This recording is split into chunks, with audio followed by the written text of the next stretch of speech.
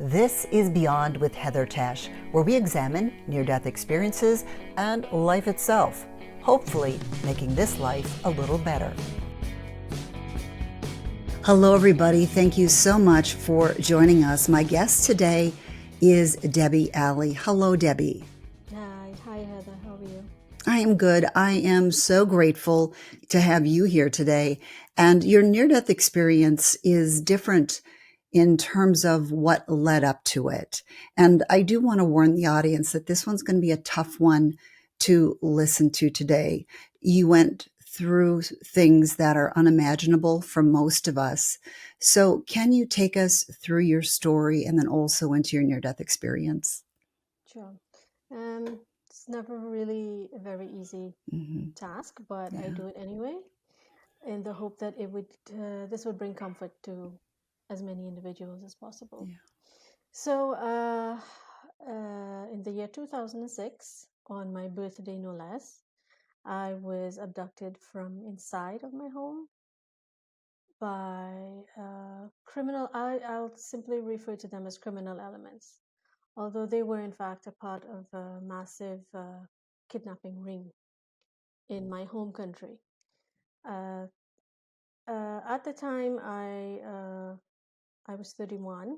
My kids were very young, and I was simply doing what moms and wives do, minding my own business, cleaning, preparing for Christmas, which is my favorite time of year. And I was home alone, fortunately. I simply turned my back to close my garage door. I was inside of my garage, and I have no clue where these two men appeared from.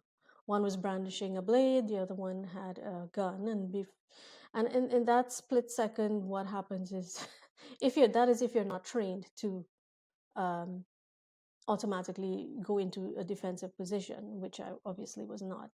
All of the blood dropped to my feet. I was frozen. I was stone cold. It's not something you're ever prepared for. Nobody ever thinks, oh, this could happen. Nobody thinks it. And because I froze, within a second, the gun was to my head, and then there was no chance of anything after that because it's right there, right? And these were men who were, now I'm barely 5 feet. So these were men who were like in excess of 6'2", 6'3", maybe 6'5", and, built strong. So I knew that a physical fight, would not have been very practical. In any event, they took me upstairs, they took whatever valuables they could put their hands on, including my wallet and precious memories and items that I had with my kids and so on. And that hurts me to date. That hurts that I will never retrieve those images, Anyway, so they tied me up, rolled me into one of my drapes, like a package, threw me into the back seat of their vehicle, and sped off to an unknown region, unknown to me because I was blindfolded. And I was blindfolded for the duration of the 14 days and 14 nights in which I was abducted. So that when I was released, everything was infected. My scalp, my ears, my eyes, everything was infected. I screamed, I fought, I kicked, I did as whatever I thought I could do to escape when I realized that they were intent on taking me, abducting me. But that was met with severe beatings and cuffs and kicks and bangs to the head, and this is with steel-tip boots and all that. So I was very, very badly beaten, not just at that point, but throughout the period. So they sped off and into a well-known criminal area. Where exactly, we don't know because they were never caught. No one was apprehended, so I just assume it was in one of those areas. And their first stop was because they abducted me at approximately 10 a.m. in the morning. So they needed to keep me hidden until nightfall. So that very first stop was actually like something of a dumping ground, um, where I imagine, individuals living in that area would dump their, old refrigerators and bicycles and whatever. So this is a pretty deep hole. My estimate would have been about between 5 to 6 feet deep, filled with God knows what. And what they did was they dragged me out of the car, uh, hit me a couple times so that I would not scream, and they threw me into the hole. And when I mean throw, I mean like lifted me up and threw me into the hole like a bag of garbage. And so there was no bracing or anything like that. I just fell, So I was severely injured, my back especially. Um, and that's something I would have to live with for the rest of my life, because I have no idea. I've sustained a lot of injuries, scratches, bruises, cuts. I banged my head on God knows what. I know something was metallic. What, I don't know. And yeah, I remained there in the pouring rain. It happened to be raining that day for until about, I don't know, sometime during the nighttime. While in that hole, of course, I never stopped crying. From the instant they came in to the time, for maybe about 3 or 4 days, I cried non-stop. Of course, the word Jesus was on my lips or in my thoughts at all times, because there was no one else to turn to. It was just me and him. There was no outside help. There was no empathy from these people. And yeah, and I stayed there during the day. I needed to use the washroom. Of course, there's none. And one of the guys said, just go, just sit right there and go. And this is for someone like me I've been raised in a very conservative manner. I married my first boyfriend, for God's sake. It was just school, church type activities, 1 or 2 social events, and that was it, and home, and that was my life. So for me to have to go in front of these strangers, these men, was unreal. In any event, I did what I had to do. It was very humiliating. And one of the guys pulled out my ID. And he said, "Oh, Mrs. Ali, today is your birthday. So we'll have a nice present waiting for you later." And I was just very sarcastic about it, I couldn't even think beyond that moment. Sometime during that night, the night of my birthday, my feet were untied and I was told to walk. So I was dragged up out of the hole on my back. So my back again sustained a lot of injuries. At the top of the hole, I was told to walk, which I did. Obviously, not knowing, not being able to see where I was going. I was bumping into things and falling constantly and whatnot. And at one point, I just passed out, from the trauma of it all. And one of them just flung me over his shoulder and went uphill, and I was dropped onto some sort of a concreted platform, and I was told to bathe. Obviously, I had no intention of bathing or having a shower or anything in front of these men, but I refused, and they threatened, of course, to do it for me if I did not comply. And they beat me a bit, and I had no choice. I had to do this, and I cried, and it was thoroughly humiliating, beyond humiliating. And I curled up. I remember curling up into this little tiny ball, hoping to retain some semblance of privacy, but I knew it was gone. And then I was thrown into this little shed where I stayed the night. I was given somebody else's clothes to wear, and I was handcuffed to a bedpost. And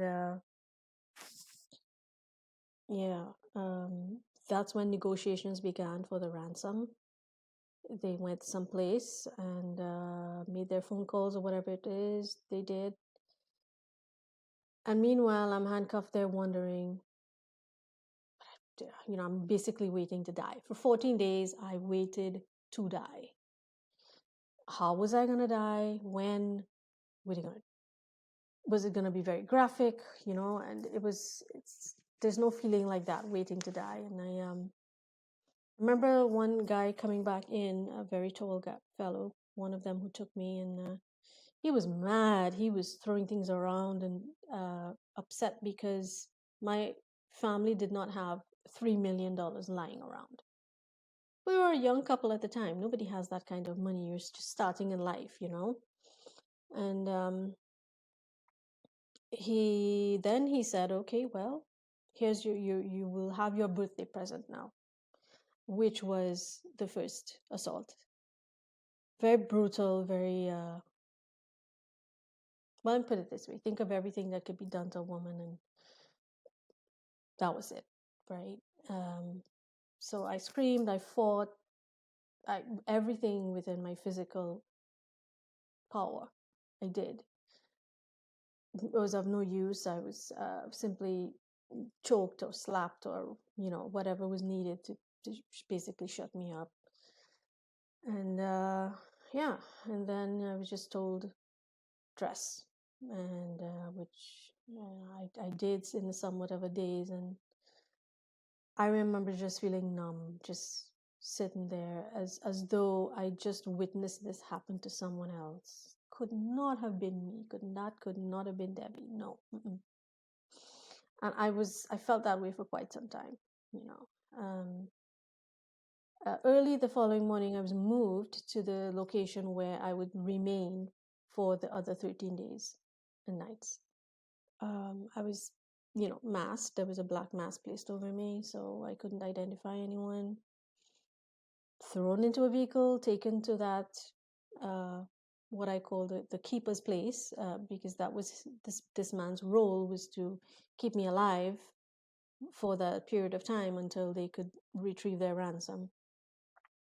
And he was very, very brutal. He was like a beast in terms of size, and he was just very bulky, very tall. And I remember him pulling me out of the vehicle by my throat with one hand, and then he had me in like a headlock, threw me onto a concrete platform, strung me up with a dog chain so that I was like, suspended, and started, threatening me and insulting me and slapping me and stuff like that. And he went someplace, came back with duct tape, and strapped it around my eyes, the little portion for the eyes, just to be sure that there was no way I could identify him. And there were 2 little holes for me to breathe, and one for my mouth, and that was it. But he taped it too tightly, and I passed out. And I passed out so many times that I I lost count, right? And he realized, and he loosened it a bit, and he takes me inside, handcuffs me to another little bed, which is where I stayed for 13 days and nights. And I don't know, he just proceeded to assault me just as brutally as the first time.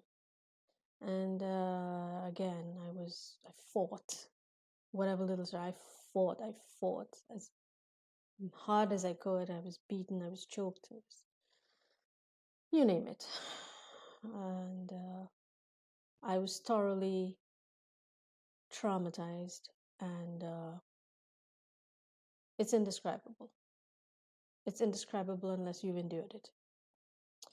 And later on that morning, after that assault, I remember shivering because it was very early and when it was really cold, and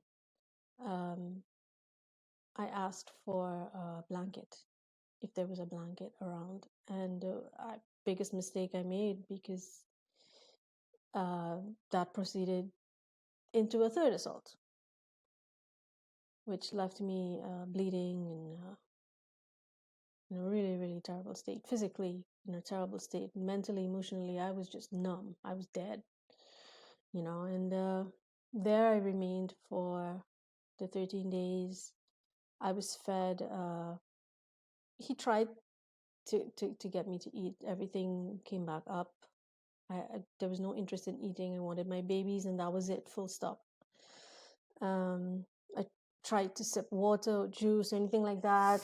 Everything came back up the first few days, and then like little by little, I started sipping on the water, having like dry crackers kind of thing, and nothing substantial at all in terms of eating. So by the time I was released, I was like maybe 1/10 my size, so yeah, and I endured a lot mentally and emotionally. And 2 days before I was released, I had my near-death experience, or my, as I call it, my death experience. And on the 14th day, on the morning of the 14th day, I was thrown out of the vehicle, rolled into a drain, and that's how I was dropped off. Eventually, the police picked me up, and I was rescued. That's just the tip of the iceberg. I mean, doesn't begin to explain what I had to endure. And I know there's a lot more details in your book, and we'll talk about that too coming up. It's called Bare Feet. I am so sorry for everything that you had to endure. I can't imagine, nor can people that are listening. I appreciate that, but we should also remember I'm not the only one. Yeah. I'm probably one of the few who will actually come out and speak about it, and that's the reason that I do it, to let other women know, and men, hey, you're not alone. You're not alone. There was something positive that came out of it, and that was your near-death experience, which was a very beautiful near-death experience. Can you take us through that? I think it was approximately 2 days before I was eventually released, and I've always been very strong in my faith. Grew up in the Presbyterian church, not knowing very much about religion itself, but just knowing that I love Jesus. Just that's all I knew, and that's all I needed. And like I said, from the minute the gun was placed to my head, that was the only name on my lips. It was Jesus. My only name in my thought, Jesus. And but my body was so battered and injured and almost destroyed from the inside out, like literally. I was starved, dehydrated. My body could no longer sustain itself. The trauma alone, and I had gone into shock, I think 3 times, from what could have been anything: sleep deprivation, starvation, trauma. And going into shock itself does almost irreparable damage to your physical body. And I remember that morning. It happened during the morning time. The keeper would leave very early in the morning, and return very late evening. So that morning he left, and I remember just feeling so tired, and like nothing was within my control. I had no idea what was happening behind the scenes. I didn't know what was happening with my kids, my mom, my husband. I knew nothing. I'm just there, lying there like a sitting duck waiting to die. And I just kind of gave up. And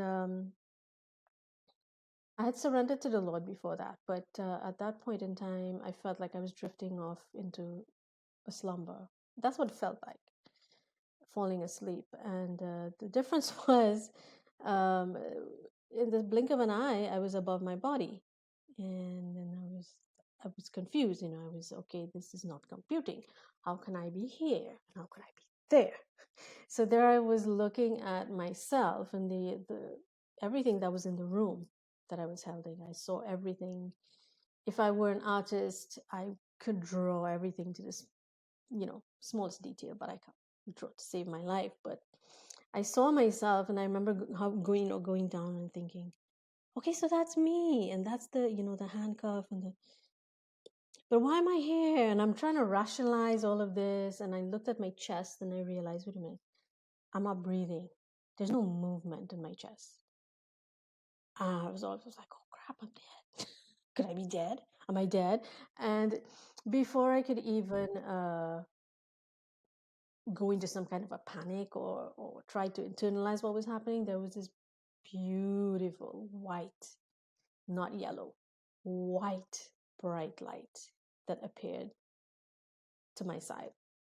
And of course, you're gravitated towards it. And I turned and I could look at this brilliant glow and not feel any discomfort. And out of that light came Jesus. He walked out, and instantly I knew it was him. There was this instant spiritual recognition. This is my Lord, and he's here. And I'm like, oh, no, no, no, no. I can't look at him. He's just like, the awesomeness of his presence, the peace and the love that was radiating from him. It's indescribable. I'm supposed to be a writer, Heather. I cannot describe it. There are no words. I just dropped. I dropped to his feet. And I remember looking at his toes. I was like that close, and I was like, should I, touch his big toe, or should I? But I said, no, no, no, I'm not worthy to touch his toe. And I tell everyone, and I say it again, I can stay there right at his toe for all of eternity and be completely content. I don't need anything else but to be right there in his presence.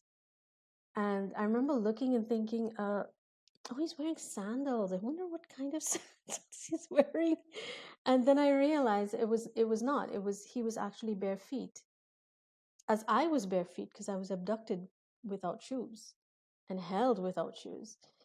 And what I saw was the glow coming from his feet, and hence the name bare feet.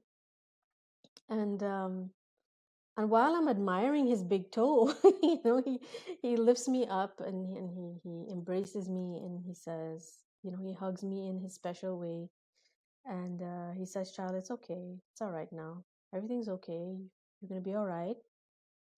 You just need to rest. You can rest." And I remember him cradling me as an adult. He cradled me like this, just like you would a newborn, and he just kind of did that a little bit. And I remember snuggling in so close to him, just like a baby would, and I fell asleep, Heather, the sweetest sleep I've ever had in my life and will ever have. And when I awakened, I was on the beaches of heaven, and I remember, just like an infant, I'm looking, he's holding me like this, and I'm looking over his shoulder here, and I'm saying, wow, I'm thinking, oh my goodness, this can't be real. This is like nothing I've ever seen. How does this exist? And I'm in awe. And from then on, we communicated telepathically. Everything was by thought. And it's not, people often ask me, okay, so is it that you were not able to speak? Yes, I could have spoken out loud, but there was no need. I thought it, he answered. I got the answer. And I remember looking back and not seeing his footprints on the sand, but that's odd. And his response, again telepathically, was, because you're not supposed to go back. And I tried to feel sad. I actively tried to feel grief, because I knew I would not see my children again, my babies. I could not. It was an impossibility to feel grief or anger or resentment or anything not of the light. I could not.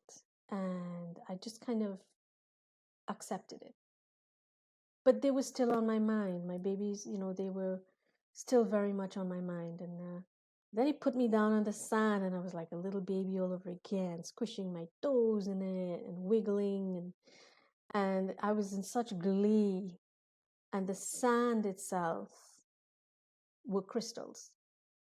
Each grain of sand, I remember putting them in my and looking at them and thinking, "Oh wow, this is not like sand." And each one was a grain of crystal, but it did not hurt my skin because crystal, by its very nature, is a it can be a sharp substance. It's a sharp object, and he was just smiling, just smiling at my wonderment of everything. And I looked at the water and I searched for that shade of blue.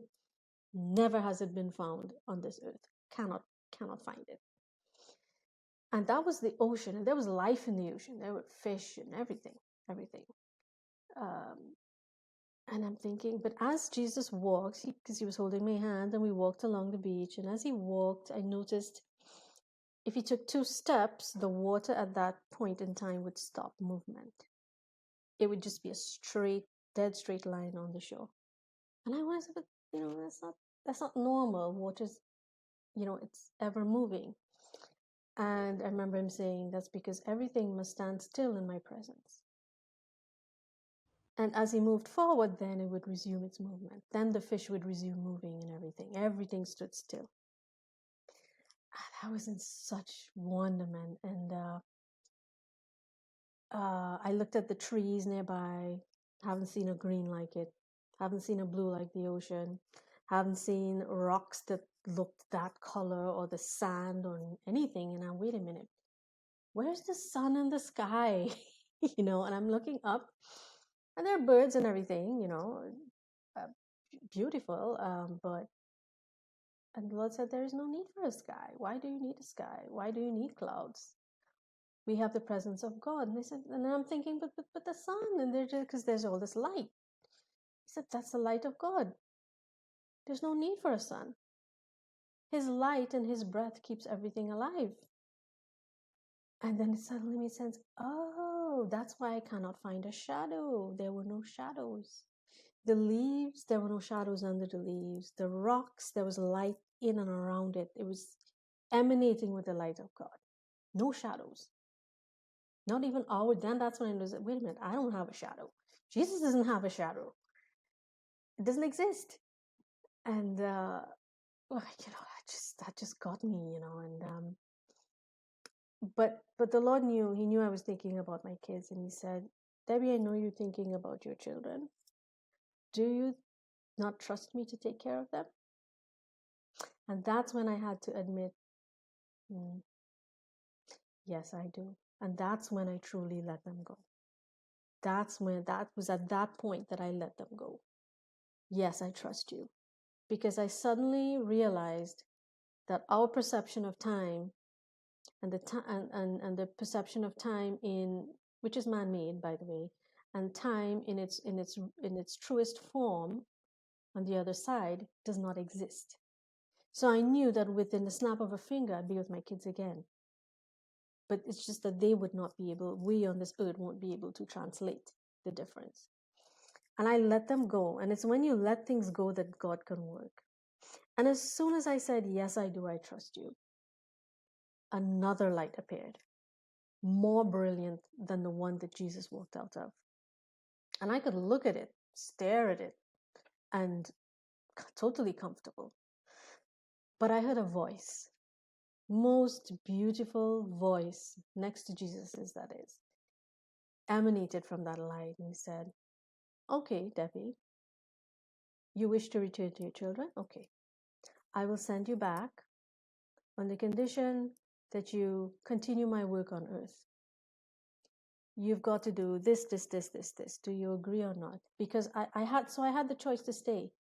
And sometimes I kick myself. Why did you come back here? Why did you come back? I should have stayed, but it is what it is. And one of the first things he showed me was the book Bare Feet. I did not give the name. He showed me the cover, the name, the look, everything.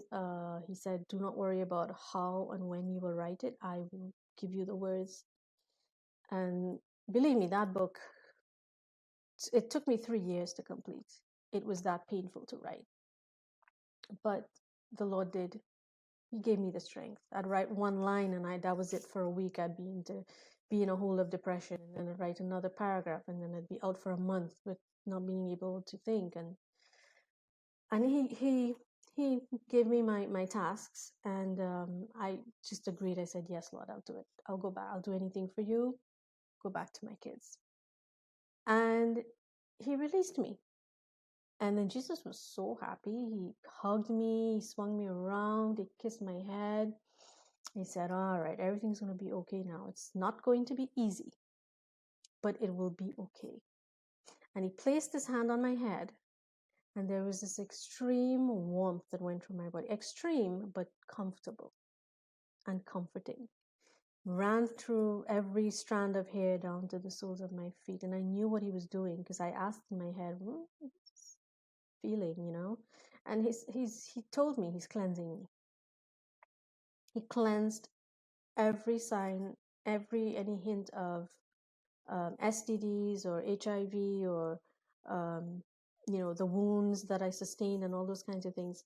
He was cleansing me and he was healing me, and I knew it would be okay. And oddly enough, the doctors, after they examined me, they could not understand. They were baffled. How do you not have bruises on your body that with a steel tip boot kicking you? At one point, they thought I was lying. How do you not have these extreme choke marks on your neck? There were some marks, but nothing serious. How? And I said, I can't explain it because I knew they wouldn't believe me. The doctors told me there was a 98% chance that I would have contracted HIV because of the lifestyle of these men. And they had me for 2 weeks, confused, no sign of anything. Jesus got rid of it. And he took me back walking along the beach from the direction we came. And that's where I met the saints, on my left and my right. And he told me Archangel Michael would remain on my left side until my work on earth is done. And Archangel Gabriel remain on my right. I can, whenever I need wisdom or understanding or guidance, whatever, I call on him, he will be there. Anytime I'm in danger, Archangel Michael will draw his sword to protect me so that I can finish my work. And I can't even begin. Don't even get me started on the angels. They are not the way that people perceive them to be. And they're seriously badass. Let me put it that way. Love that. They're like, especially Michael. I consider him my buddy. He's like, don't mess with my girl. And I've had incidents and experiences with him after the fact that baffles me even today, where other people would see something and they would be looking at this like this behind me, and they'd split. They'd just go. They'd leave. In any event, they were with me. The saints were with me. They all prayed. Mother Mary was the only one that turned her head and spoke to me. And her message to the world is that God always answers the prayer of a mother. And I knew what that meant. Not just my prayer for my kids, but my mom for me. Because she prayed at 6 p.m. ceaselessly for 2 weeks without one teardrop and without one doubt in her mind that the Lord would return me to her. And the next thing I knew, it was, back in this crappy thing again. And suddenly it dawns on you how cramped and how uncomfortable it is being on this earth in this body, when you know what real freedom is. At the journey back to my body, I remember, oh my goodness, the freedom to move at the speed of thought. You think France, you're there. You think, I want to go to this part of the universe, you're there. And you're moving through space and time, different timelines, and it's the spaces in between the spaces even you can just explore, and it's unreal. It's unreal. And I remember getting back into my body and remembering the words of the Lord, that his message to the world, which is my job, which is what I've been doing since this incident. It's 2 days after I was released. His message to the world through the book and through me is, I see all, I hear all, I know all that happens in the darkness and the light, and I save. And I'm living proof that I was saved, that God saves me. God saves all of us if we allow him to. Of course, there were other incidents that were miraculous that took place within the 2 weeks. There is so much more to it. And I know you forgave your captor, and we can talk more about that. But let's go ahead and take that into part 2. And I just want to thank you so much. I know it hasn't been easy sharing this experience with us. Sure. No problem. Thank you, everybody, for sticking around to the end. Her kidnapping and all that she went through was difficult to hear about, although her near-death experience was beautiful. But I do appreciate you making it this far. If you have, go ahead and put "made it" in the comments. And then also, I would just like to hear your thoughts on what you thought about the things that Debbie shared. Please, let us know. Let me know in the comments. And I really encourage you to stick around and watch part 2, because we cover a lot. And I think she has important messages for many of you and things that many of you talk about in the comments. One of the things that we will discuss is suffering. What is the point of suffering? Why do we suffer?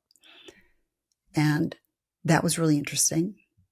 Also, I asked her, who goes to heaven? Because she's coming at this with a Christian perspective, and she met Jesus. But her answer may surprise you, and it's very reminiscent of what Howard Storm's answer was. And if you liked that episode where he asked, what is the best religion? You're going to really appreciate her answer. I felt it gave me a lot of clarity, and we have a pretty long discussion about that. The other thing we covered is self-love, because it took her a long time to be able to look in the mirror after all she had been through. And I know a lot of people struggle with self-love. So she has some interesting things to say about that too, and forgiveness. It's all very fascinating. So I do really hope that you'll stick around for part 2. Again, thank you so much for being here. Thank you for your comments and your likes and subscribing and all of that. I really appreciate that. I always do. And please stick around for part 2. I really think it's worth it. And make sure you watch to the end, because some of the good stuff is sandwiched in the middle. There's some tougher stuff to get through at the beginning, again, with some of her trauma. But it's worth it to listen through. Thank you so much, everybody.